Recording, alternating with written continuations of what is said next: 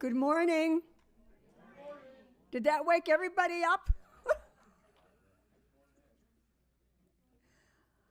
Whew. Okay, good morning. Please rise in body or spirit to sing Fire of Commitment. It's a video.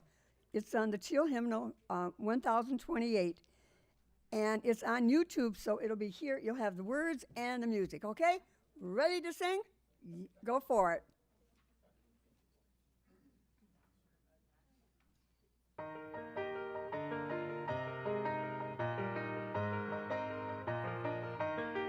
From the light of days remembered burns a beacon bright and clear, guiding hands and hearts and spirits into faith set free from fear.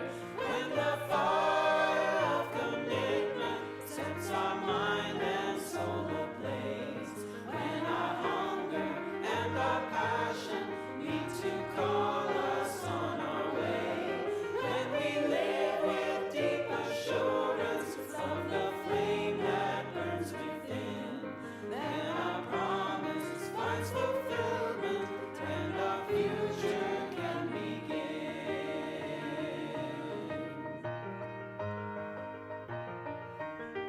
From the stories of our living brings a song both brave and free, calling pilgrims still to witness to the life of liberty. When the fire of commitment sets our mind and soul ablaze, when our hunger and our passion meet to call us on our way, when we live with deep assurance of the flame that burns within, then our promise finds fulfillment and our future can begin.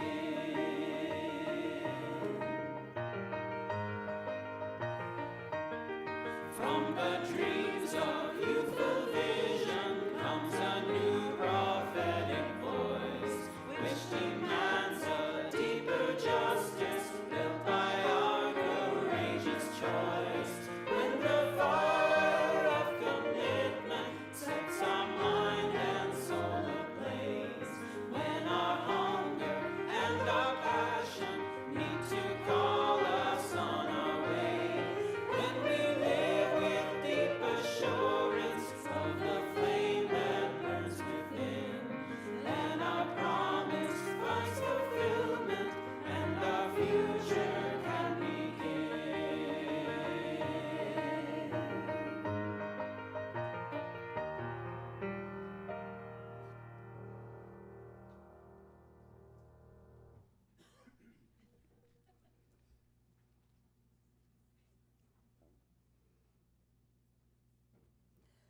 Good morning.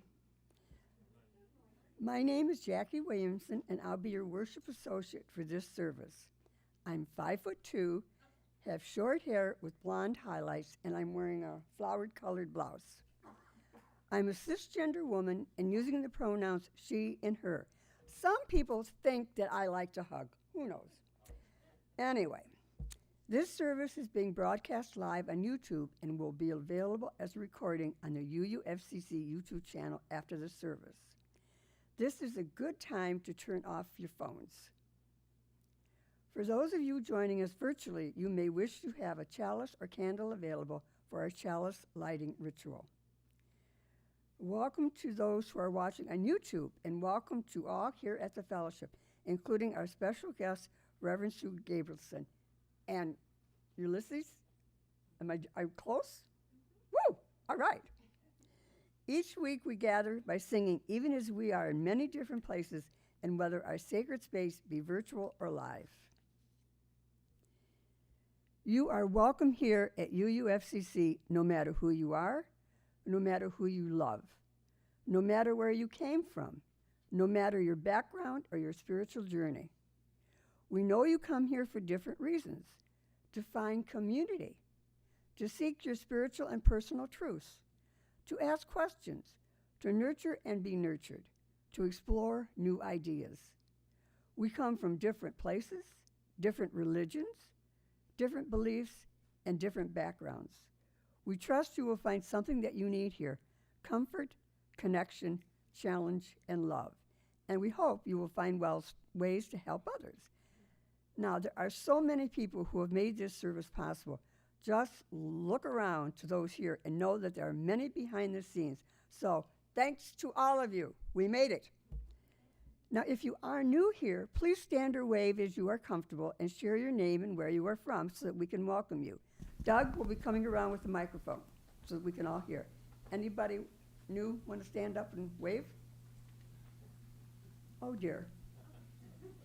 Okay, yay, we have a lady here. I'm kind of sort of new. I was here 10 years ago. That's how I know about the Unitarian Church. My name's Karen Ty. Oh, you can't, it sounds really loud to me. Is that better? Yes. Okay. That's good. I'm Karen. I was here 10 years ago. That's how I know about you folks. I look forward to connecting with you after service, talking with you, learning about each of you, and sharing my current journey, if I may. Thank you for having me. Very good. Welcome, Karen. If you would like to learn more about our fellowship, ask one of the people you met this morning, or visit our website, or email us at uufcc.office@gmail.com. For the prelude, will you please stand, if you are able, and sing hymn number 346 in the great hymnal, "Come Sing a Song with Me."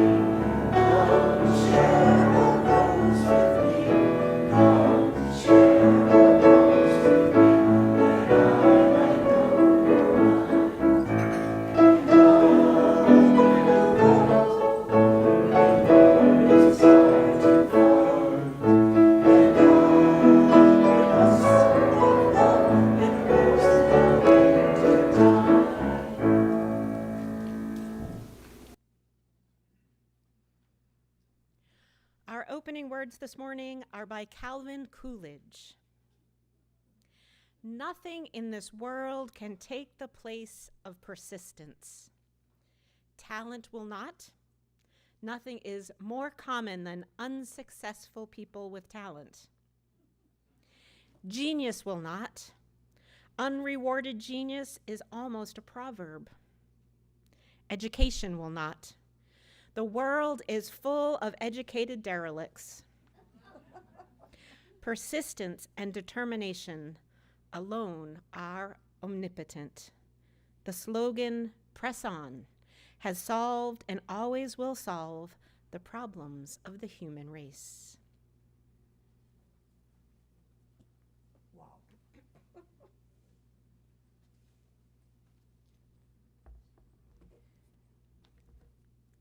We're having the chalice lighting. Our service is a sacred time, and the chalice is our sacred symbol. It is a reminder that we gather in community, in a safe community, in this community that we have created together. As Cliff lights the chalice here in the sanctuary, please join me in reciting our affirmation. Love is the spirit of this fellowship, and service is its law. This is our aspiration to dwell together in peace, to seek truth and love, and to help one another. And Corey's going to come up and light the menorah.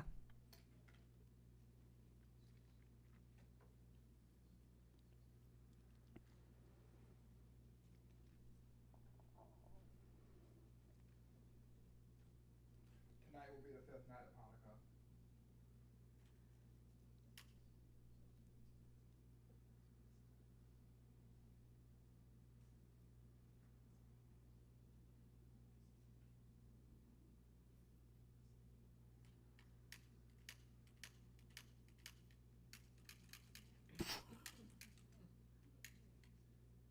That's okay, we'll do it the way we're supposed to, and use the middle candle to light the rest of them.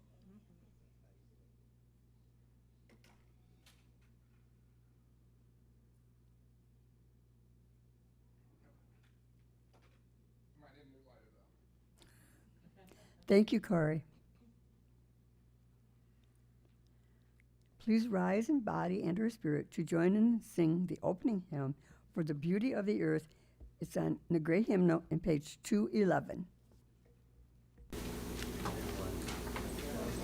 Oh, 21. I'm sorry. 211. Oh, 201. I don't know.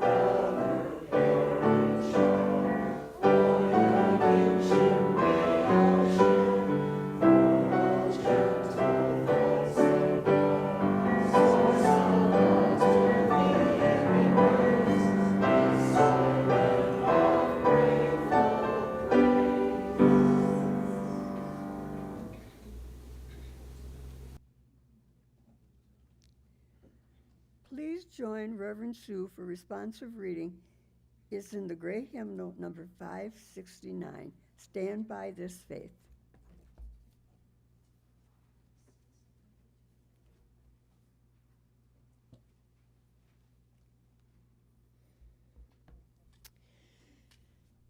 This will be easier to read than the words of the first hymnal, which, how long did it take you all to figure out that you had to read from bottom to top, but then sort of top to bottom also? Stand by this faith.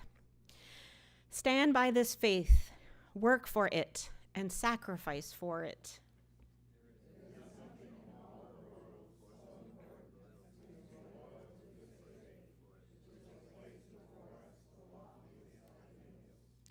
which has comforted us in sorrow, strengthened us for noble duty, and made the world beautiful.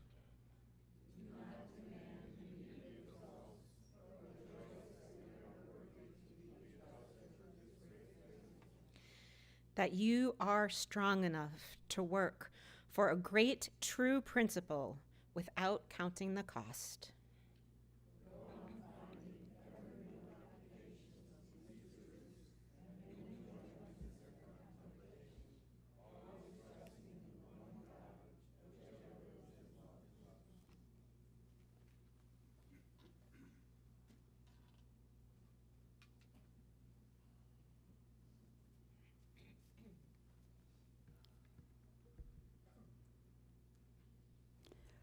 We have a long tradition at UUFCC of sharing our joys, sorrows, and life milestones by entering them into the Book of Life.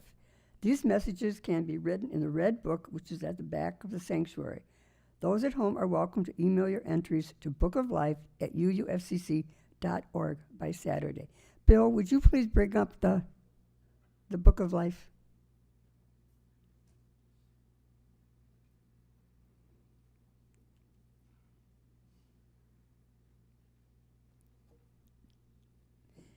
Thank you, Bill. Okay.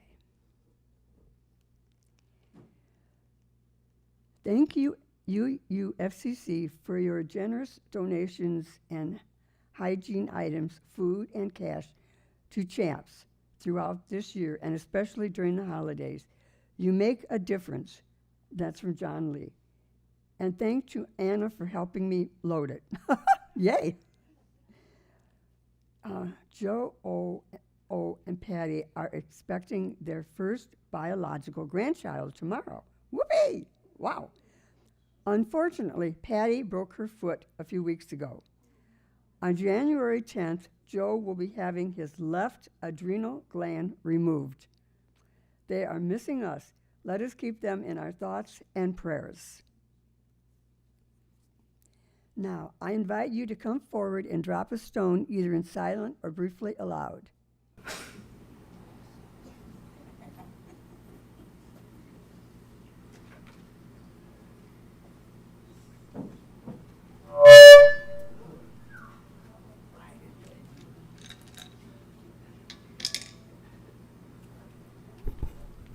This stone is for Sharon Whitehill, who isn't with us this morning. She wasn't injured, but her car was totaled last night.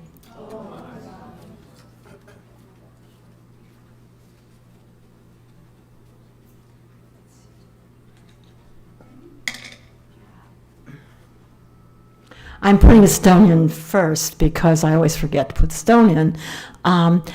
Drum roll, please. Our mission is complete.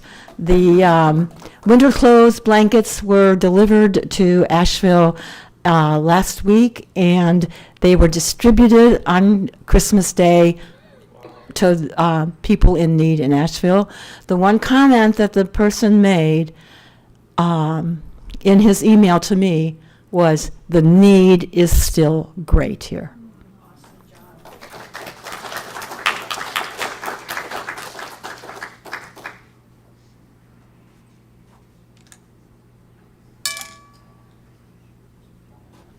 First, I'm glad that I'm over here because I went through a little bit of heart problems, cardiac, but that's no big deal. I'm still here. And unfortunately for you, I'm still breathing oxygen that you could be breathing. And also, I have really good news. My daughter that made me a grandfather again for the third time, and fortunately it's a beautiful little girl that she's healthy. Congratulations. Thank you.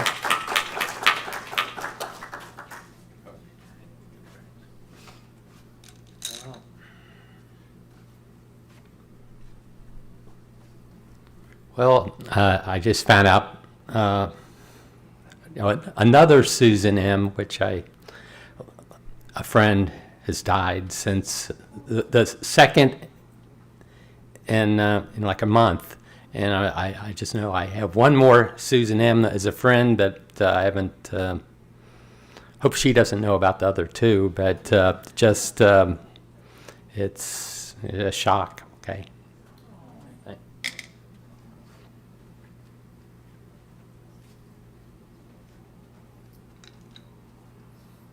Hello. So I have a joy. I actually, last Sunday I had a party. I took some people on a field trip to see Wicked. Peggy and Robert joined me, Maureen Peters and her boyfriend, I think his name's Jonathan, and Lynn decided to show up at the last minute, and she sat next to me. We went out to dinner afterwards, and we had a nice conversation about the movie, and people asked me a million questions, right, Peggy? So we all had a good time, and they all pretty much enjoyed it. So that's a joy.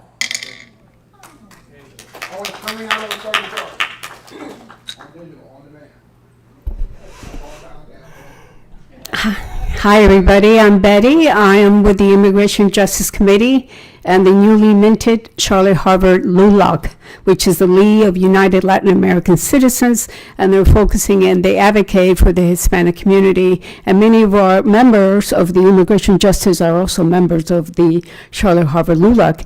And in spite of all the festivities and the distractions, we managed to plan 2 events coming up in January. And we're doing immigration talk. These two organizations are sponsoring immigration talks, which is on Saturday, January 11 at the Punta Gorda Library. You'll see a flyer soon. We were waiting for the holidays to be over to start circulating our flyer. And we're also doing a screening of a documentary separated about the children that were separated at the border. There's still over 1,000 kids that haven't been their parents haven't been located.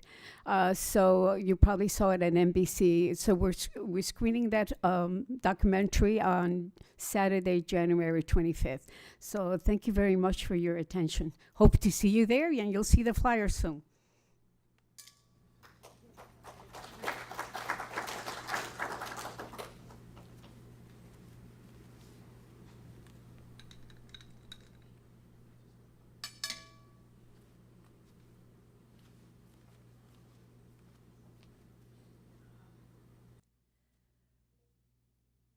Wow, Betty, that was a shocker. The last stone represents the unspoken joys and sorrows in our hearts. May we hold these and each other in love and tenderness, so that this fellowship may be a source of strength and comfort, courage and hope in the days and weeks ahead. Now, Reverend Sue will lead us in prayer and meditation.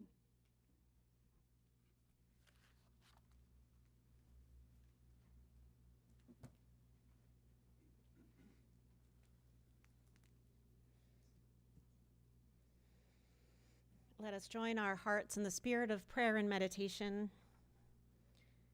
It's important after stones to remember that all that is spoken and all that we hold in our hearts, that we're mindful of the power of love and of community to heal and to uphold life. A prayer today is a very different version of the 23rd Psalm. May I remember in this tender moment that love is my guide, always, shepherding me toward ways of openness and compassion. I have what I need, really, with love at my side, above me, below me, in front of me, behind me, inside every cell of me, love infused everywhere. Just when the weight of the world I inhabit threatens to drop me in place and press my hope down into the ground beneath me, love invites me to rest for a gentle while and leads me to the center of my soul, to the quiet, still restoring waters nearby that somehow I had not noticed. And so love quietly sets me once again on its tender and demanding path. Even when the walls close around me and cries of death echo through untold corners, gripping my heart with fear and sadness, I know that all will be well, that I will be well. When love whispers near me, glints at the corner of my eye, rests with gentle and persistent invitation upon my shoulders. Yes, love blesses me, even as the sources and symbols of my pain look on. Love blesses me from its infinite well, and I turn and notice that goodness and kindness and grace follow me everywhere I go. I live in a house of love, love that will not let me go.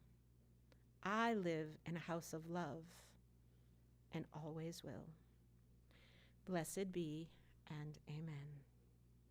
I invite you to stay seated and join in a reflective song, Comfort Me.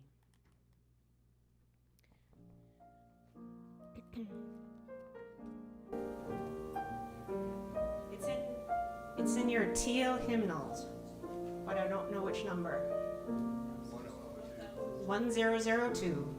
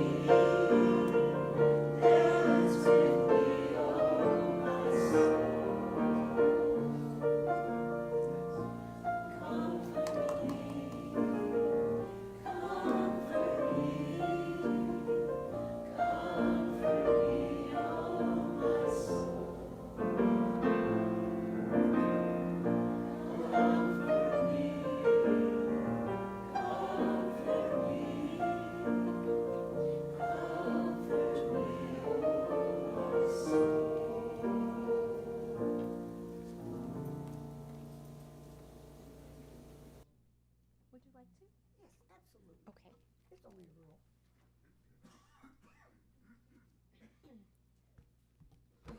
This young lady that you've seen, this is Reverend Sue. She's visiting us from Fort Myers, where she serves the UU congregation 3/4 time. She's been an ordained minister for almost 25 years, most of her time serving congregations in New England. Before beginning with Fort Myers, Sue spent 9 years in Costa Rica running bilingual schools. Please welcome Reverend Sue. Now you're on. Okay. Excuse me.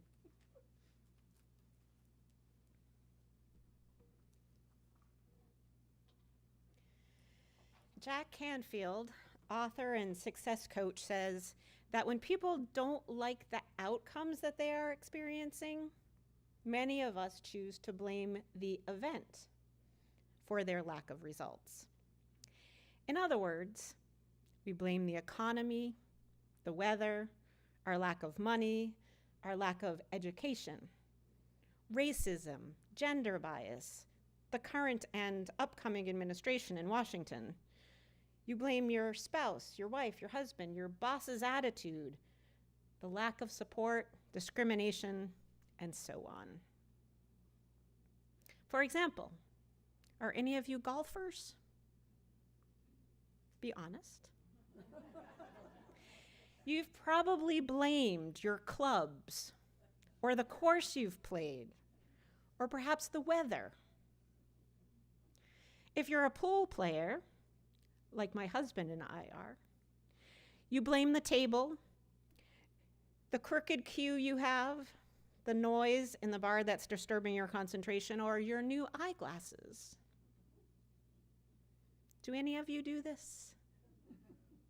Can you hear yourself? Does an example pop into your head when you've used an excuse that is the reason for your lack of success? We rarely blame ourselves. Now, it's true, all these factors exist. They definitely impact us and our performance or our success. However, and I love this insight, if any of those excuses were truly the deciding factor in whether someone succeeds or not, nobody would ever succeed.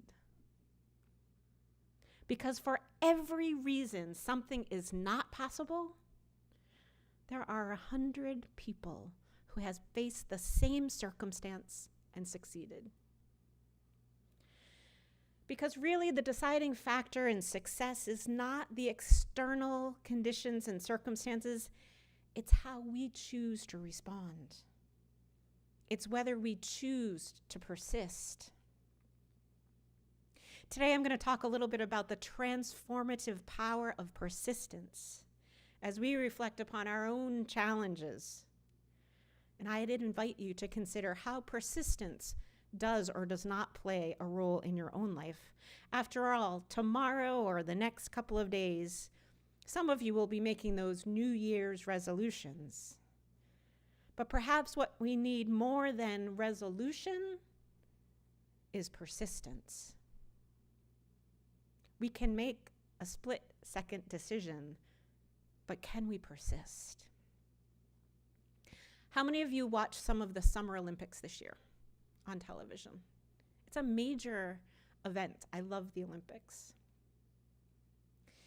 There was a writer, Whitney Fleming, who pointed out in a piece that she wrote about how sometimes life, no matter how hard you try, no matter how much you do everything right, sometimes you're just unlucky. She reported on a Canadian gymnast, Felix Dolce. He was competing in electrifying performance on the high bar during the men's all-around gymnastics. After executing 2 huge release moves, he circled the bar again and flew off in terrifying speed. Maybe some of you saw this happen. The entire gym gasped and was quiet at that moment. Lying on the mat in utter disbelief, he looked at his hand and he saw his broken hand grip. He threw his head back in grief for what had just happened.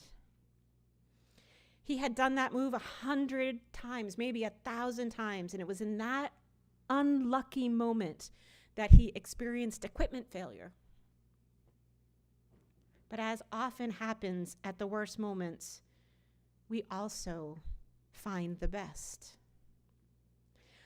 He walked off the mat, received a huge roar from the crowd. He looked up and gave the sweetest smile, and he made that heart symbol with his hands for the crowd to show his appreciation for the support.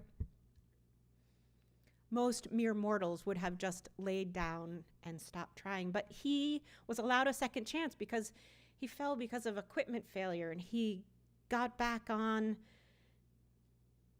After everyone else had competed, he tried again.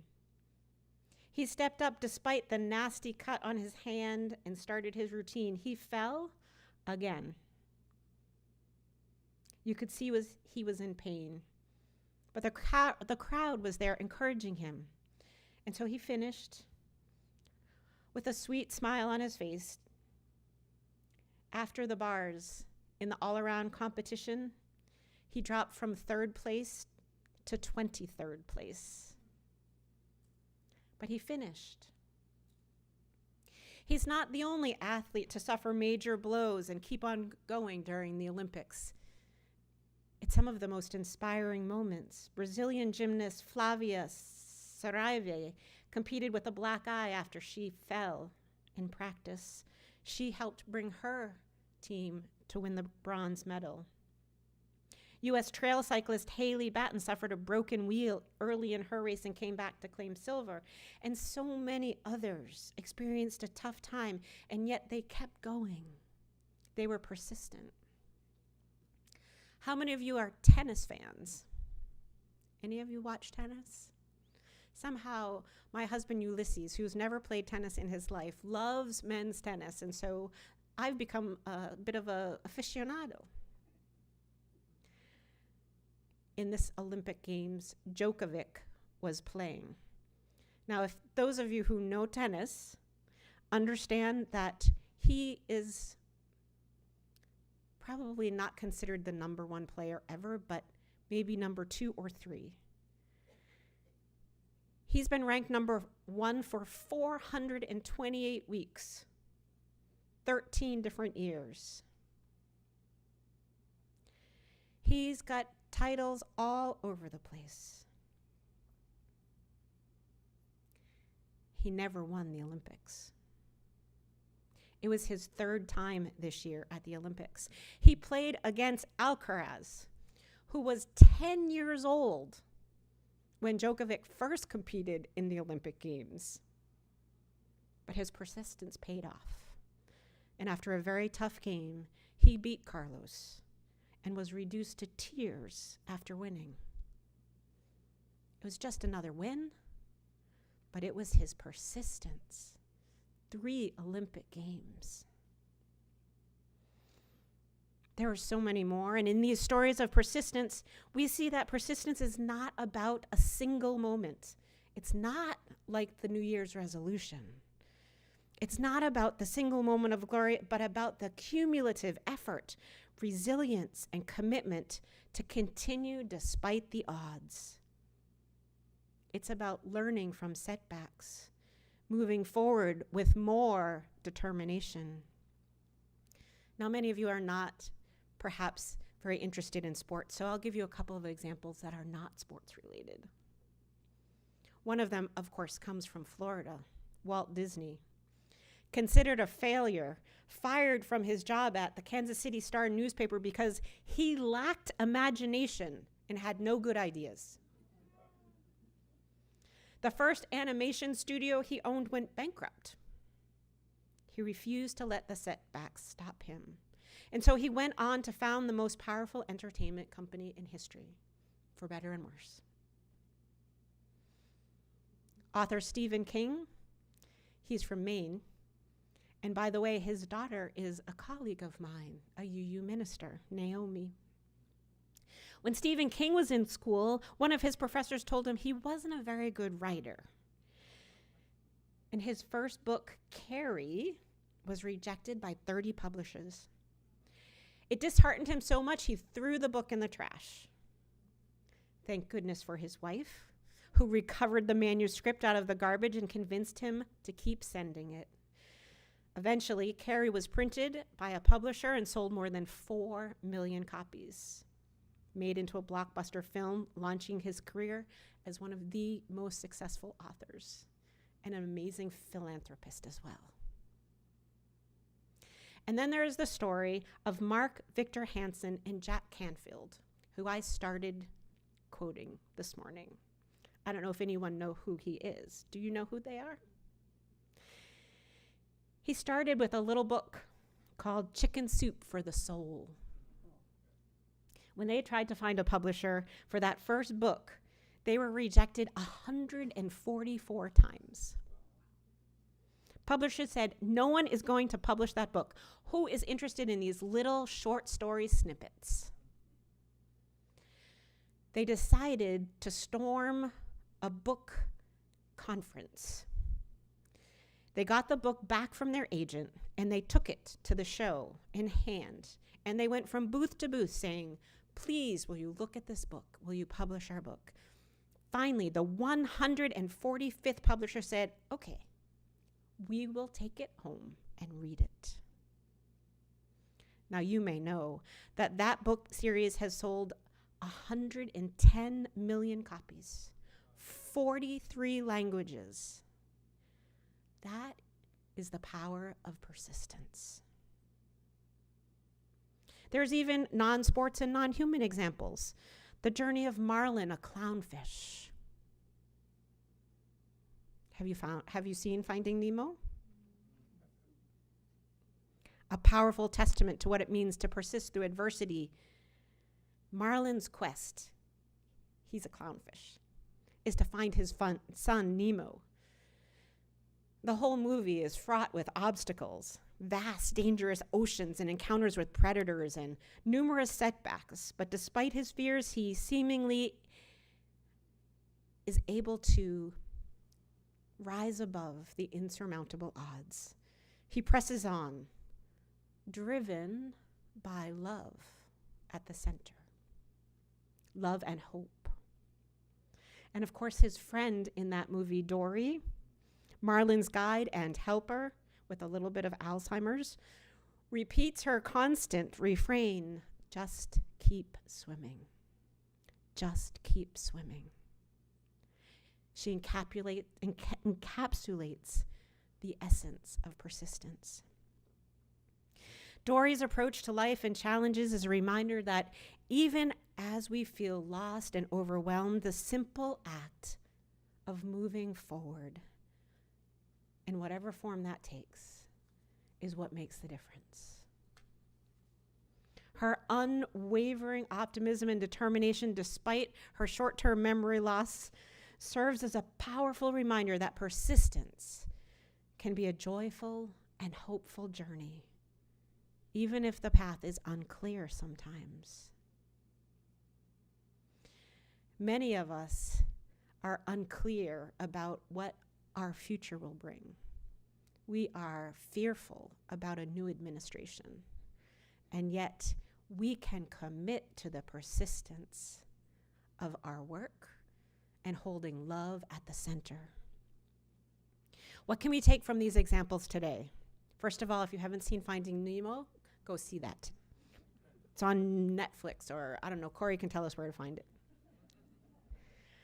We learn to embrace setbacks as opportunities. We all encounter obstacles. These setbacks are not endpoints for us, but opportunities to reassess, to grow. Persistence involves seeing all of the challenges as part of the journey rather than a barrier. So we embrace the setbacks. We all have them. This congregation has them. Organizations that we belong to have them. We have them in our own personal lives and in our health, our well-being. Second, find your why. Find your why. Find that deep, motivating purpose inside you. Marlin's love for Nemo and the athlete's passion for their sports provide a reason to keep going, even when the going gets tough. What drives you? What drives you? Find your why. Keep moving forward. Whether it's Dory's mantra of just keep swimming or the steady strides of the marathon runner, there's profound wisdom in the simple act of moving forward. No matter how incremental your progress, persistence often means taking one step at a time, especially when the path seems unclear. If there's any hikers out there, when you're on a very steep incline, this is especially true if you're hiking in snow or ice, there's a step called the rest step. All you do is step one foot up, stand up, rest. Another step, stand up, rest. It's a rest step, but you keep moving forward. And support each other. All of our examples underscore the importance of community and support. Marlon couldn't have succeeded without Dory's help. The Olympic athletes speak always of their teams and their families and their coaches who supported them through thick and thin. In our own lives, let us remember to lean on one another, offering encouragement and understanding. You, as a community, have the opportunity to support each other in all of your endeavors. Celebrate each move forward. I love some of the triumphs we heard this morning during the Stones. No matter how small, the spirit of Unitarian Universalism calls us to be companions in each other's journeys. That's why we're here today, right? We're here to support one another, to provide encouragement, to give each other strength, to say, yay, hoorah. That was amazing. And when persistence feels particularly challenging, as it may during these next 4 years, just as the athletes rely on their coaches and their teammates and support systems, we can build a network of solidarity. Not just you here in this room, but across other UU congregations in Florida and organizations that can bolster, that can give us more force to build a network of solidarity that's inspired and that's grounded in why. So we take inspiration from the stories of athletes and authors and successful business people and even animated creatures. But it's also that it can inform our own journeys, remind us of the value of persistence in our own lives, encourage us to face whatever challenges are coming with the same determination and hope, knowing that each step we take forward is a testament. It's a testament to our strength, our commitment, our strength and commitment to our values and to our why, and to love in the center. We will continue to face hurdles, but we can continue to pursue that which is important, support each other in your individual work as committees, as a congregation, as a movement, with compassion and love. No matter how challenging the journey may be, we can remember we have to just keep swimming. Just keep swimming. That's a New Year's resolution that's worth making.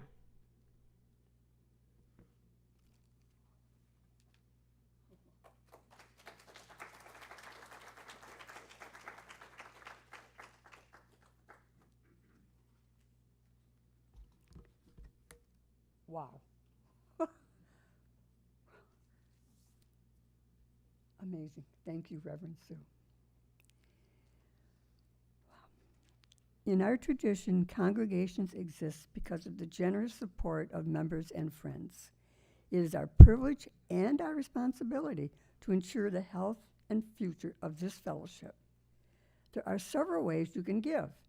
You can drop your donation in the baskets that are being passed around. You can mail checks to the office, drop them in our mailbox, or call the office to make other arrangements. You can also use the Venmo app. Payments through this app should be made to UUFCC offering. Your generosity is always appreciated. And if you are with us for the first time, do not feel obligated to give. Your presence is our gift. Jim will play music while the offering is being passed.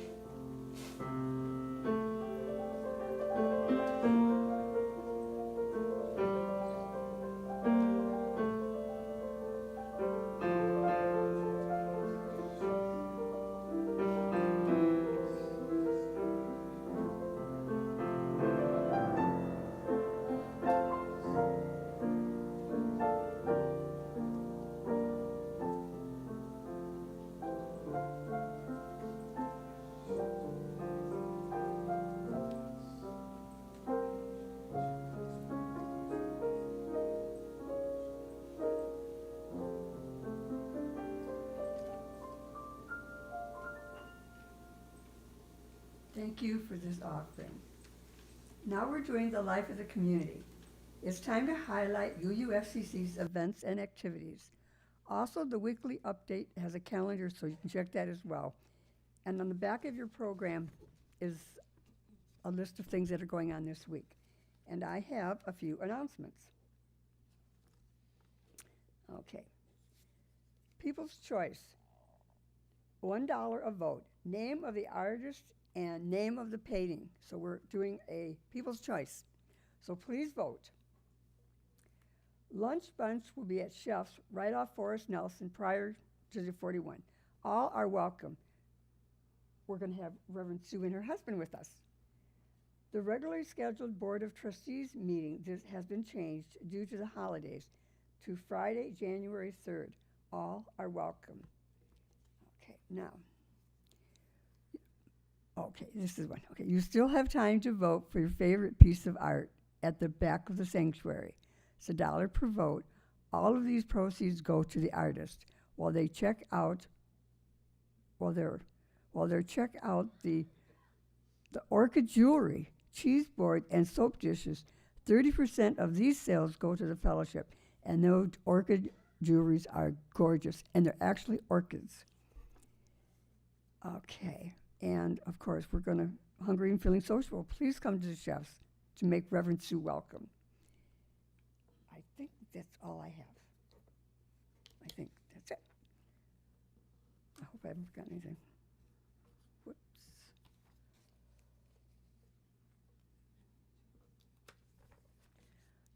Now I invite Cliff to come up and extinguish this chalice.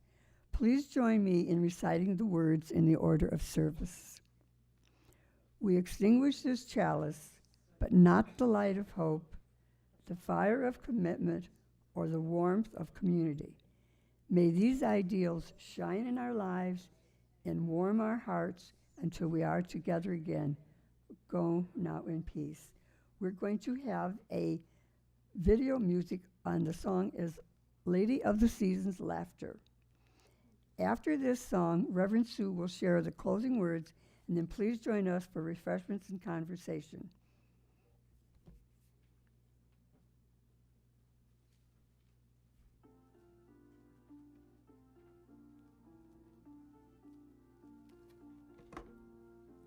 Lady of the seasons, laughter in the summer's warmth be near.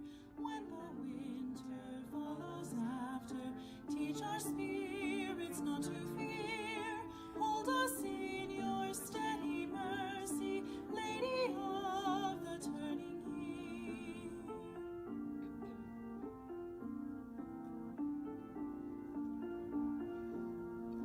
Sister of the evening starlight, in whose falling shadows stay, here among us till the far light of tomorrow's dawning ray. Hold us in your steady mercy, Lady of the turning day.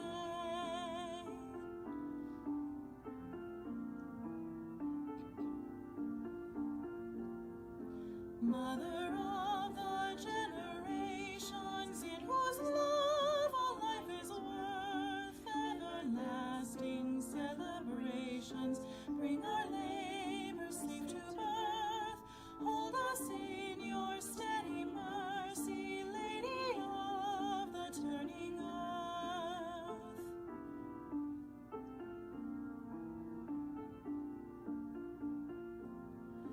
Goddess of all time's progression, stand with us when we engage, hands and hearts to end oppression, writing history's fairer page.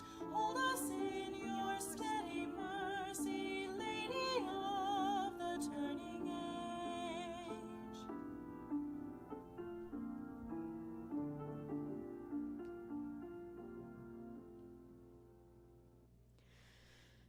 Our closing words are by Theodore Parker. Be ours a religion which, like sunshine, goes everywhere. Its temple, all space. Its shrine, the good heart.